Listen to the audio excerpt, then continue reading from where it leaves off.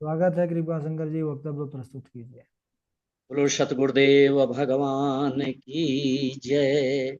अस्मद् गुरुभ्यो नमः। अस्मत् परम गुरुभ्यो नमः। अस्मत् सर्व गुरुभ्यो नमः। श्री राधा कृष्णाभ्याम नमः। श्रीमते रामानुजाय नमः।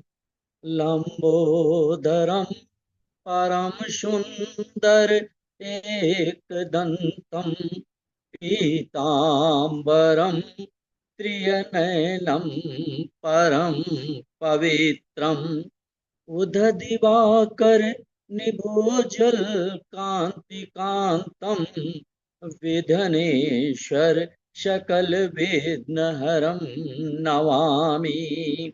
अखण्डमङ्गलाकारं व्याप्तं येन चराचरं तत्पदं दर्शितं येन तस्मै श्रीगुरुवे नमः। नारायण नमस्कृत्यं नरं चैव नरोत्तमं देवी सरस्वती व्यासं ततो जयमुदीरये। वराहपीडं नटवरवपु कर्ण्यो कणिकारं विभद्रवासा कनककपिशं वैजन्ती चामालां। रामाय रामभद्राय रामचन्द्राय वेदसे रघुनाथाय सीताय पतये नमो नमः। अंजनानंदनम वीर जानकी शोकनंदनम कपीसमच्छ वंदे लंका भयंकरम। मूक करोति वाचालं पंगुलंघते गिरिम।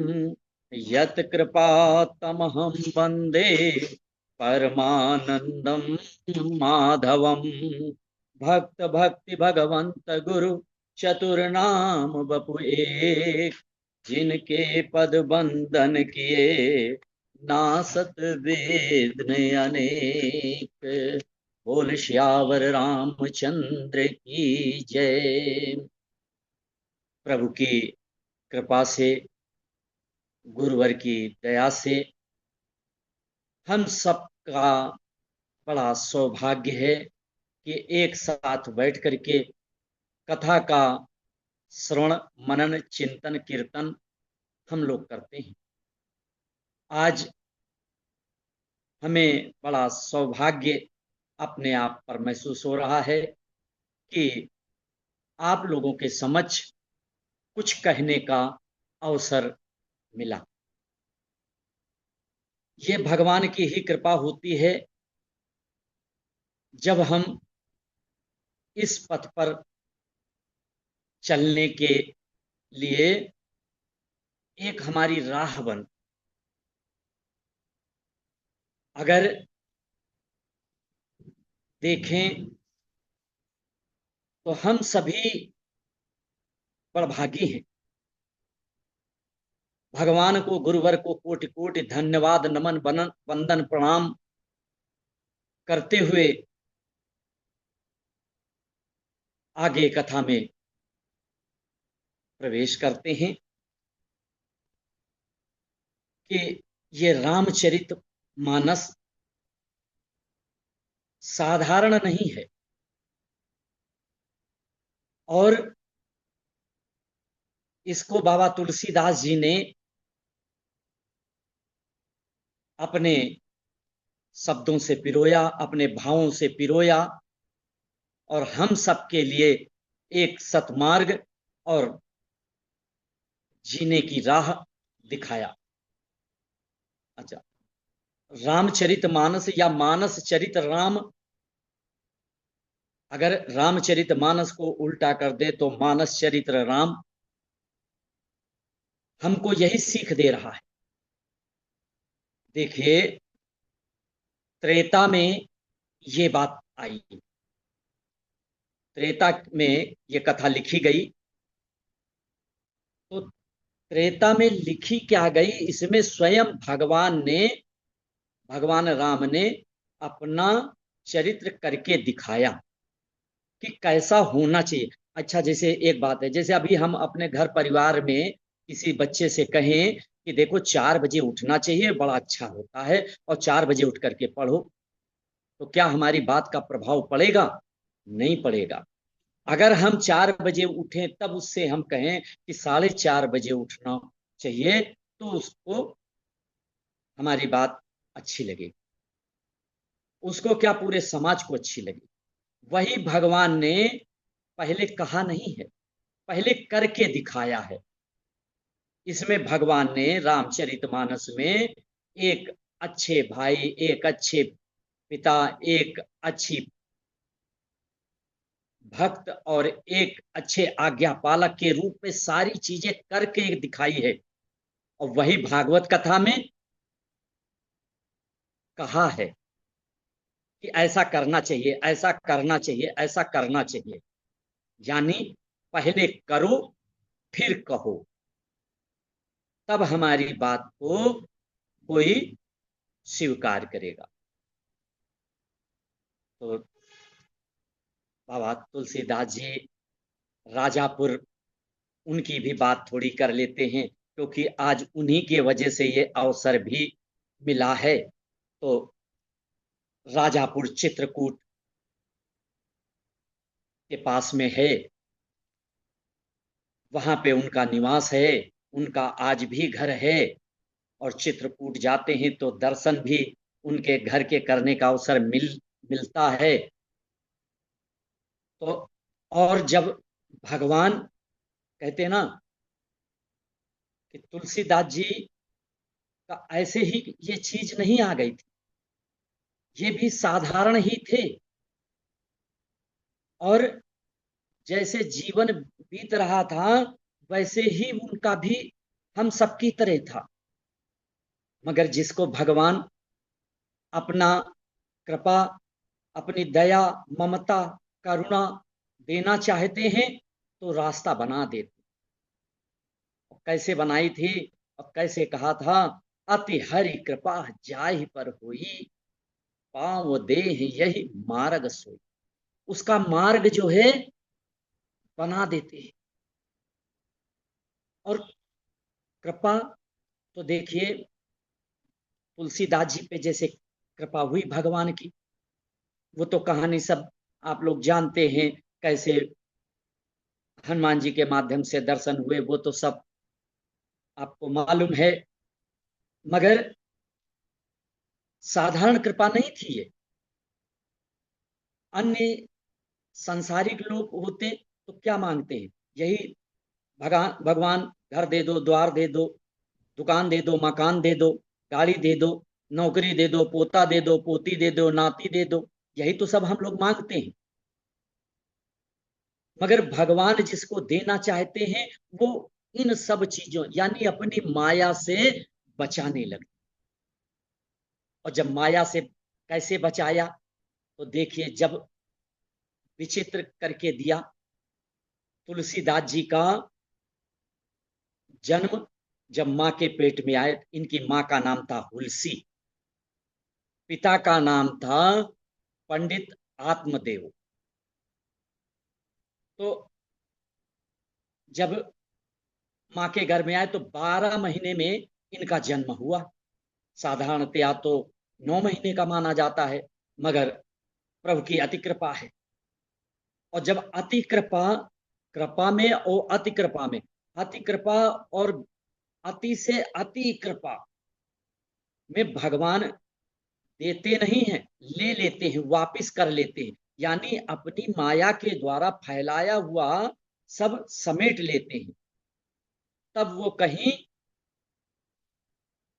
जैसे सोना है ना, कहीं भी रहे कैसे भी रहे, मगर उसकी कीमत कम नहीं होती है, और बल्कि दिन प्रतिदिन बढ़ती जाती। वैसे तो 12 महीने में इनका जन्म हुआ। और जैसे ही जन्म हुआ तो इन्होंने, इनके मुंह से राम शब्द निकला। तो लोगों ने पहले जैसे राम निकला तो उनका नाम ही रख दिया, इनके बचपन का नाम था राम बोला, क्योंकि राम शब्द बोले थे, इसलिए लोगों ने राम बोला रख दिया। और तीसरी चीज विचित्र ये दिखी कि इनके जन्म के साथ ही 32 दांत, पूरे दांत। तो जब 32 दांत थे तो लोगों ने जब ये चीज सुनी तो कुछ लोगों ने बड़ी तारीफ की कि अरे भगवान का ही रूप इनके घर में आया। और कुछ लोग जो है, अरे भगवान का रूप तुम लोग कह रहे हो, ये तो ऐसा है, ये तो साधारण मनुष्य नहीं, राक्षस जैसा है, जिसके जन्म से ही 12 दांत हो जाए। नाना प्रकार की बातें।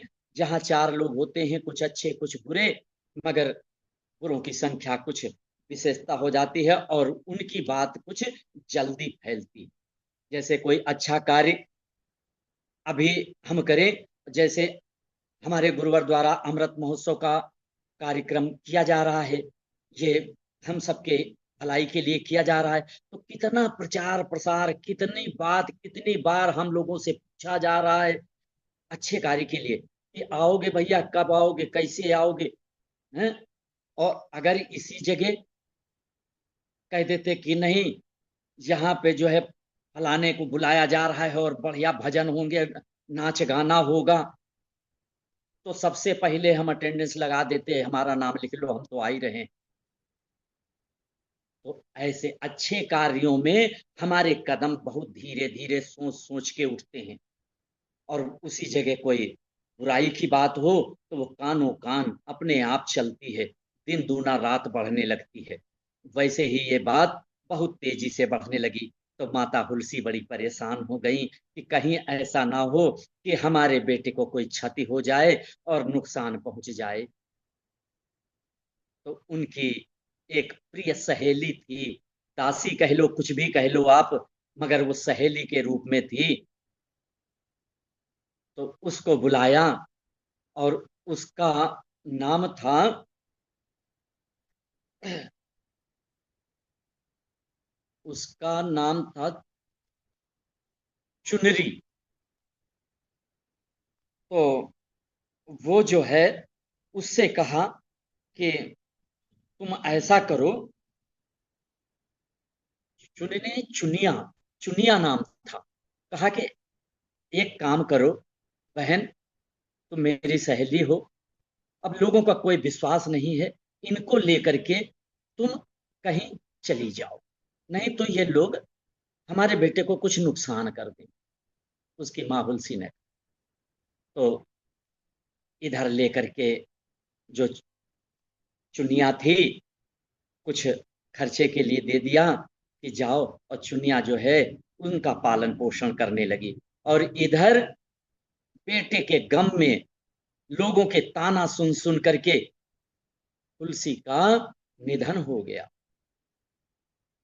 ये सब घटना 5 साल के अंदर ही अंदर हो गई। और जब तुलसीदास जी 5 वर्ष के हुए तो जो पालने वाली चुनिया थी वो भी मर गई। एक ऐसे नहीं था कि नारद जी का, देखिए क्या था, नारद जी का भी तो हाल था यही कि जब भगवान की तरफ मुड़ते हैं तो ये सब माया ही तो है, माया में हम लोग सब घिरे रहते हैं, तो इसलिए भगवान की ओर कदम नहीं बढ़ पाते हैं। ऐसे ही ये जीवन की चर्चा बाबा तुलसीदास जी और सब जानते ही हैं कैसे क्या हुआ। तो ज्यादा वृतांत में न जाते हुए नारद जी कहने लगे, जब भगवान सती का, देखिए गुरु के प्रति जब इतना अडिग विश्वास हो, कहते नहीं, गुरुर ब्रह्मा गुरुर विष्णु गुरुर्देवो महेश्वरा गुरु साक्षात परम ब्रह्म तस्मै श्री गुरुवे नमः। गुरु सब कुछ है, भगवान के रूप में पहले गुरु ही हैं, बाद में भगवान है। क्योंकि अब कोई एक संत कह रहे थे कि आपने भगवान को देखा। अरे भगवान को तो सबने देखा, कोई ऐसा नहीं जल्दी जल्दी होगा जो भगवान को न देखा हो, सबने देखा भगवान। हाँ, भगवान, अब हम लोग मंदिर जाते हैं तो वहां भगवान को ही तो देखते हैं, मगर हमारी भावना क्या होती है, अरे ये तो मूर्ति है, ये पत्थर की है, यानी ये माया का पर्दा है। इसके वजह से हम कुछ समझ ही नहीं पाते कौन भगवान है, कौन पत्थर है। सब एक भाव तो। अरे गुरु में श्रद्धा भाव रख करके आप देखिए गुरु ने क्या कर दिया। अगर ये विश्वास था तो एक कहानी के माध्यम से, दृष्टांत के माध्यम से हम लोग जानते हैं,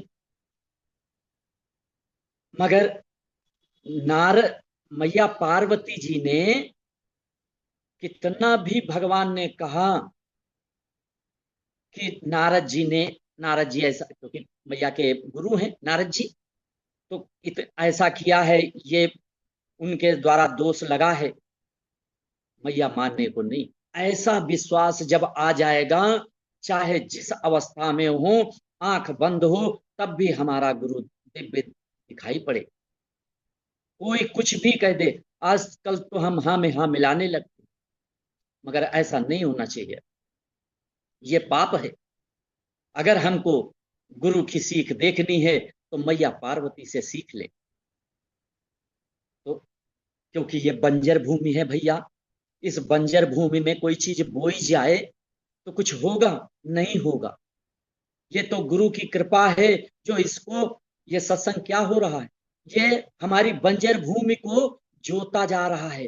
बोया जाएगा, जब पहले खेत तैयार किया जाता है, बीज बोने लायक हमारा हृदय हो जाए, तभी तो भगवान के अंकुर फूटेंगे, तभी तो राम रूपी कथा आगे चलेगी।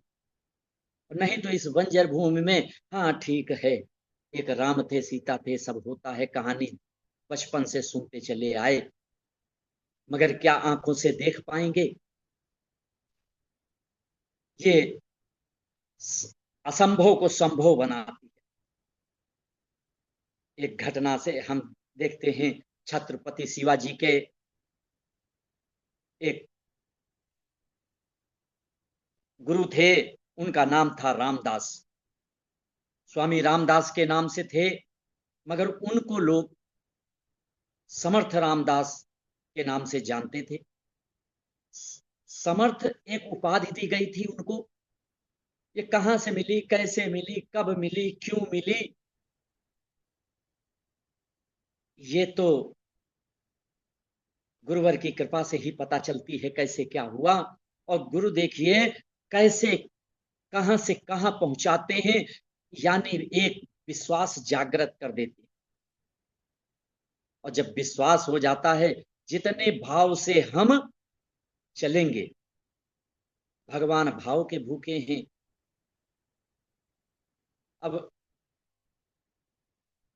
जब वहां से महाराष्ट्र से समर्थ रामदास जी अपने एक शिष्य को लेकर के चले हैं, और कहाँ आए हैं, काशी आए। जब काशी में आए तो कहा कि चलो अब गंगा के किनारे चलते हैं, स्नान करते हैं। स्नान किया है, और स्नान करके बाबा विश्वनाथ के दर्शन किए हैं। और दर्शन करने के बाद जब थोड़ा सा बैठे तो अपने शिष्य से कहने लगे, ब्रह्मचारी शिष्य से कहने लगे, अरे यहाँ पे काशी में एक पंडित, बहुत बड़े ज्योतिषी हैं, पंडित गंगाधर भट्ट जी, तुम जाओ उनके यहाँ से भिक्षा लेकर के आओ। रामदास जी ने अपने शिष्य से कहा, ब्रह्मचारी से, और वो ब्रह्मचारी जी गए हैं गंगाधर भट्ट जी के यहाँ पे भिक्षा के लिए, और भिक्षा मांगी है। और जैसे भिक्षा मांगी तो उनको भिक्षा भी मिली, मगर जैसे भिक्षा लेकर के चलने लगे, वैसे ही पंडित गंगाधर जी ने कहा, अरे ब्रह्मचारी जी, भिक्षा लेकर के तो जा रहे हो, मगर तुम्हारी जीवन तुम्हारा भी बहुत निकट है। आज तुम्हारा समय पूर्ण हो रहा है, 4 बजे तुम्हारी मृत्यु होनी है। जाओ। अब वहां से बड़ा दुखित हो गया ब्रह्मचारी, रोते रोते अपने गुरु के पास में आया। गुरु ने पूछा, क्या हुआ, कोई भिक्षा नहीं मिली क्या? नहीं, भिक्षा महाराज जी मिली, मगर भिक्षा के साथ में मृत्यु का समाचार भी मिला। आज, और वो प्रखंड ज्योतिषी हैं, उनकी बात झूठी नहीं होती है। उन्होंने कहा है, आज 4 बजे तुम्हारी मृत्यु हो जाए। अब स्वामी रामदास जी थोड़ा अपनी आंखों को विराम दिया है, विश्राम दिया, बंद किया। जैसे ही ध्यान में थोड़ा सा देखा और आंखें खोली, अरे ब्रह्मचारी, तुम क्यों परेशान होते हो? और जब भिक्षा मिली है तो चलो, जो भिक्षा मिली है पहले उसका भोजन बनाओ, अभी बड़ा समय है, 4 बजे होनी है ना। अभी तो भोजन प्रसाद बनाओ और बाबा को भोग लगाओ, हमको भी पवाओ, खुद भी पाओ।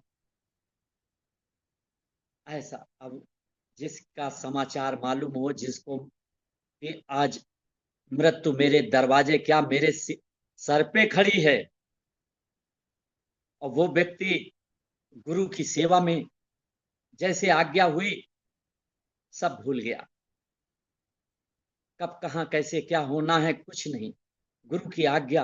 और अब हम जैसे लोग आज्ञा तो छोड़ो, सुनना नहीं पसंद करेंगे। तो जब सुनना नहीं पसंद करेंगे तो कहाँ से फिर श्रद्धा जागेगी, कहाँ विश्वास आएगा?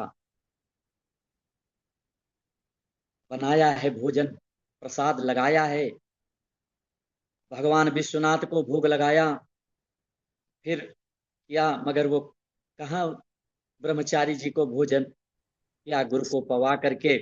गुरु ने कहा, देखो बहुत थक गए हैं, बड़ी दूर से पैदल चल करके आए हैं, चलो गंगा के ही तट पे चलते हैं और वहीं पे विश्राम करेंगे।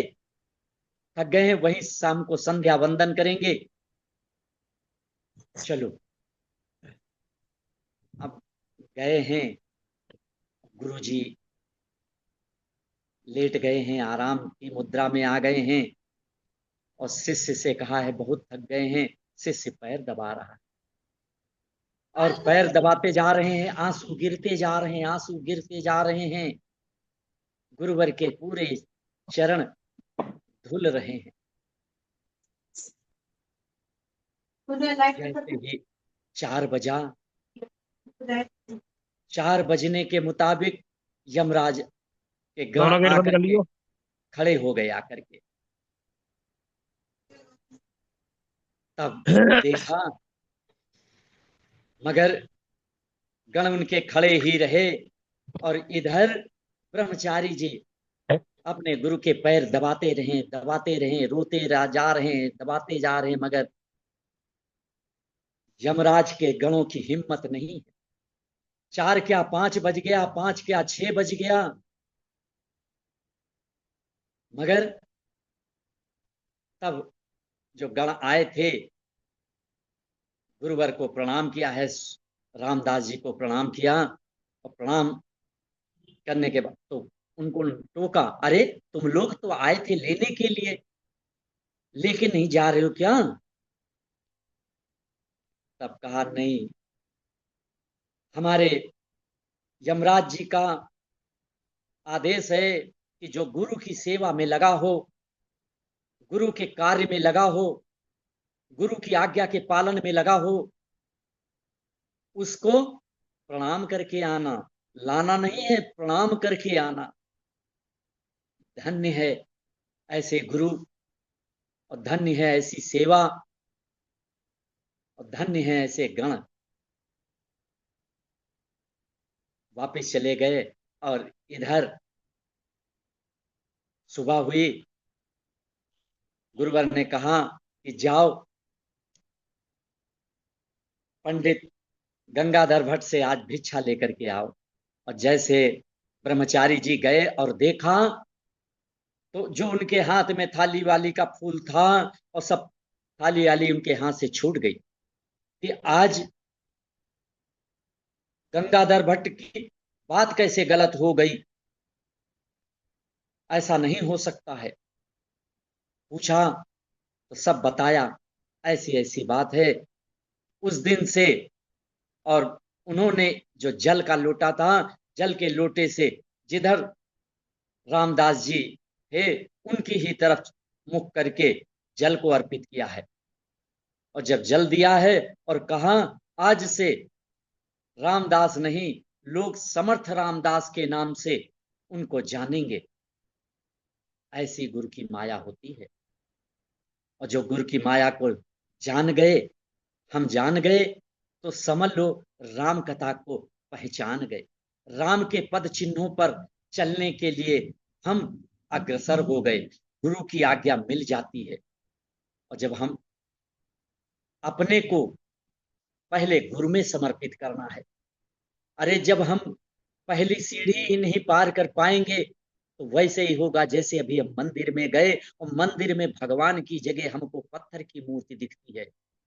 ज्यादातर हम लोगों से पूछे तो यही हम कहते हैं कि मंदिर गए थे, दर्शन करके आए। मगर कभी हमारे मुख से यह नहीं निकलता है भगवान के दर्शन करके आए। हाँ, मंदिर में गए थे, दर्शन करिए आए। मूर्ति के बहुत सुंदर मूर्ति है। और आज तो भगवान कपड़े बहुत अच्छे पहने, अगर पूछो किस रंग के पहने हैं तो वो भी बताना मुश्किल हो जाता। तो हम सब पर गुरु की बड़ी कृपा है। और हम सब एक स्वर में यही विनती करेंगे कि ये कृपा हम पर सदैव बनी रहे। हम तो गलती के पुतले हैं, हमसे पग पग पर गलतियां होंगी, पर न जाना, हमारा हाथ पकड़ लेना। अगर हम हाथ पकड़ेंगे तो छूट जाएगा, आप हाथ पकड़ेंगे तो हम पार हो जाएंगे। इसी के साथ में गुरुवर को प्रणाम करते हुए, आप सबको नमन बंदन करते हुए, अपनी वाणी को विराम देते हुए, जय श्री राम, जय श्री राम, जय श्री राम। साधु साधु, बहुत सुंदर। अभी हमारे वाजपेयी जी बड़ा ही अद्भुत वक्तव्य श्री रामचरित्र की महिमा का गुणगान करते हुए उन्होंने अपना भाव में प्रस्तुत किया। और सभी लोग जितने जुड़े हैं सभी बड़े प्रसन्न हैं। ठाकुर जी कृपा बनी रहे राघवेंद्र सरकार की। तो बाकी हमारे झा जी हैं, आगे बोलेंगे। बहुत सुंदर, बहुत सुंदर। राम कथा के साथ साथ गुरु की महिमा और गुरु में भी समर्थ गुरु की महिमा बहुत सुंदर। गुरु के आशीर्वाद से तो मृत्यु टल जाती है, जमराज लौट जाते हैं। जय श्री जी राम, जी। जय श्री राम। बहुत सुंदर गुरुदेव, बहुत सुंदर। धन्यवाद भैया, धन्यवाद। सभी को धन्यवाद, सभी को धन्यवाद।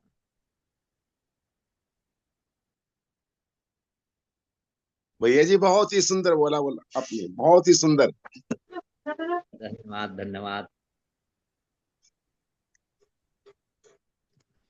बहुत सुंदर भाई जी, बहुत बढ़िया आपका वक्तव्य आज।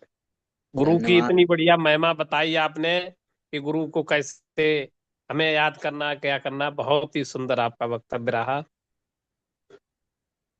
धन्यवाद, धन्यवाद।